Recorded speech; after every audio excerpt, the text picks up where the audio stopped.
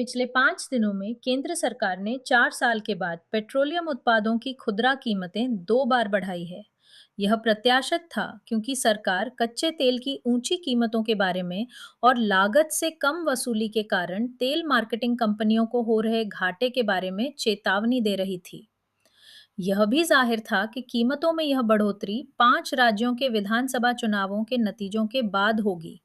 लेकिन विदेशी मुद्रा के बढ़ते खर्च, हाल के महीनों में रुपए के तीव्र अवमूल्यन और अप्रैल के मुद्रास्फीति आंकड़ों के चलते प्रधानमंत्री द्वारा किफायत बरतने की अपील एक अधिक गहरी समस्या की ओर इशारा करती है। इसे भारत दशकों पहले देश के अपर्याप्त रणनीतिक पेट्रोलियम और गैस रिजर्व बनाकर हल कर सकता था। भारत ने लगभग 36.7 मिलियन से 39 मिलियन बैरल का रणनीतिक पेट्रोलियम रिजर्व एसपीआर बनाया, जिसकी परिकल्पना साल 1991 में सामने आए जोखिम के बाद की गई और इसे 2000 के दशक के शुरू में औपचारिक रूप दिया गया। लेकिन आज 5.5 मिलियन बैरल प्रतिदिन की दर से यह लगभग 7 दिनों की खपत को कवर करता है। अगर इसमें तमाम ओएमसी की इन्वेंट्री और आयात कवर को भी जोड़ लें, तो यह 70 दिन से ज्यादा का स्टॉक बनता है। लेकिन बीते सालों में अमेरिका और चीन के बाद भारत दुनिया का तीसरा सबसे बड़ा वाहन बाजार बनकर उभरा है। और उन देशों के तेल उपभोग को देखें तो पता चलता है कि भारत के सामने कितना बड़ा जोखिम है।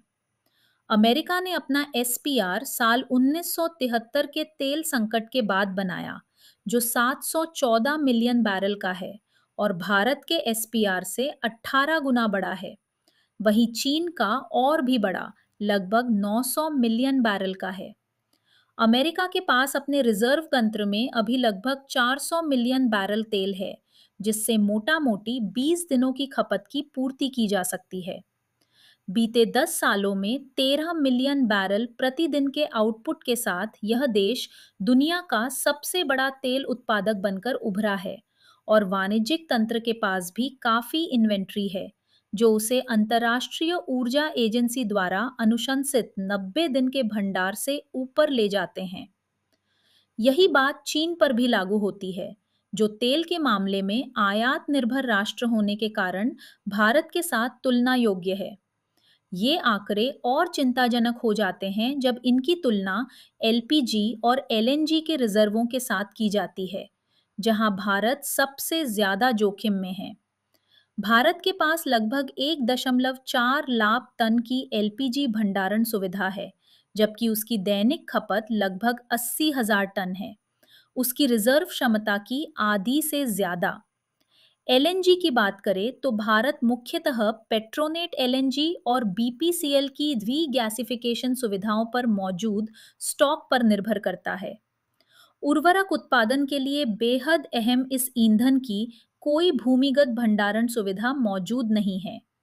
अमेरिका और चीन दोनों ने भूमिगत एलएनजी भंडारण सुविधा में भारी निवेश किया है।